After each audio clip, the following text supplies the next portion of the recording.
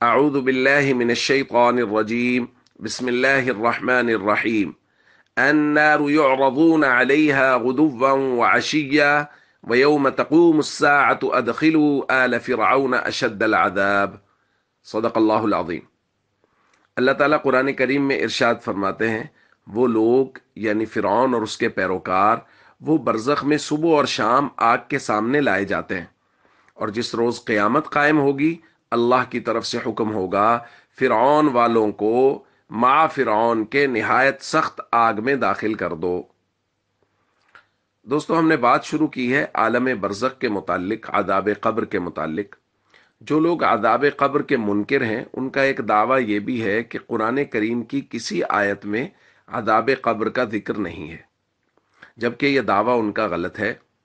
قرآن کریم کی بہت سی آیات میں عذاب قبر کا ذکر ہے، اور قرآن کریم میں باقاعدہ اس عالم کو، جس کو ہم عالم برزخ کہتے ہیں، اس کا باقاعدہ بیان کیا گیا ہے۔ قرآن کریم سورہ مومنون میں کہا گیا ہے وَمِن وَرَائِهِمْ بَرْزَخٌ إِلَى يَوْمِ يُبْعَثُونَ، کہ قیامت کے دن تک جو ایک مرنے کے بعد کی زندگی ہے وہ ایک برزخی، وہ ایک پردے والی زندگی ہے، یعنی انسانوں سے وہ زندگی پردے میں ہے، اور جو لوگ فوت ہو جاتے ہیں، دنیا سے چلے جاتے ہیں، اب ان کے لیے پردہ ہے، وہ لوگ واپس نہیں آ سکتے۔ یہی اس آیت کا پس منظر بھی ہے۔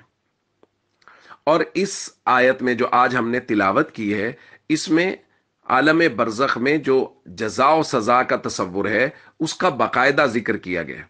آپ اس کو اچھی طرح سمجھیں کہ قرآن کریم کہہ رہا ہے النار یعرضون علیہا غدوا وعشیا، فرعون اور اس کے پیروکاروں کو صبح اور شام آگ پر پیش کیا جاتا ہے۔ کیا مطلب کہ صبح اور شام ان کو آگ کا عذاب ہو رہا ہے؟ اب یہ ایک عذاب ہے، اور پھر آگے قرآن کریم کہہ رہا ہے وَيَوْمَ تَقُومُ السَّاعَةُ أَدْخِلُوا آلَ فِرْعَوْنَ أَشَدَّ الْعَذَابِ، کہ جب قیامت قائم ہوگی تو پھر اللہ کی طرف سے حکم ہوگا کہ فرعون اور اس کے پیروکاروں کو آگ کے سخت عذاب میں داخل کر دو۔ تو قیامت کے دن کے لیے الگ حکم ہے، اور اس وقت جو حالت ہے، اس وقت جو جس عالم میں ہے اس کو ہم عالم برزخ کہہ رہے ہیں، اس عالم میں ان کی یہ سزا ہے کہ النار یعرضون علیہا غدوا وعشیا، کہ وہ صبح اور شام آگ پر پیش کیے جاتے ہیں، ان کو صبح اور شام ابھی بھی آگ کا عذاب ہو رہا ہے۔ تو قیامت کے دن کے عذاب کو الگ ذکر کیا، اور عالم برزخ کے عذاب کو قرآن کریم نے الگ سے ذکر کیا۔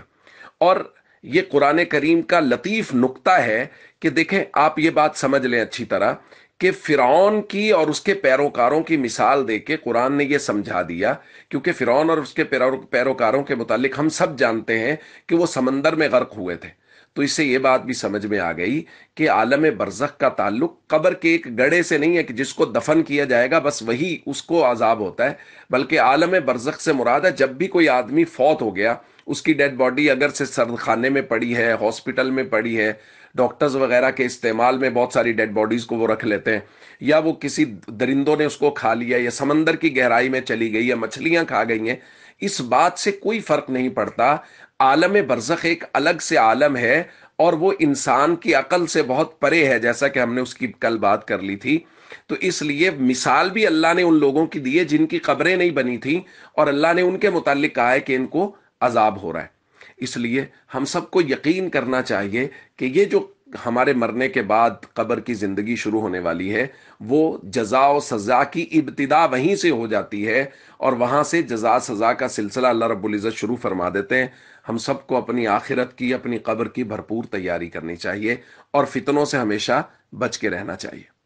السلام علیکم ورحمۃ اللہ وبرکاتہ۔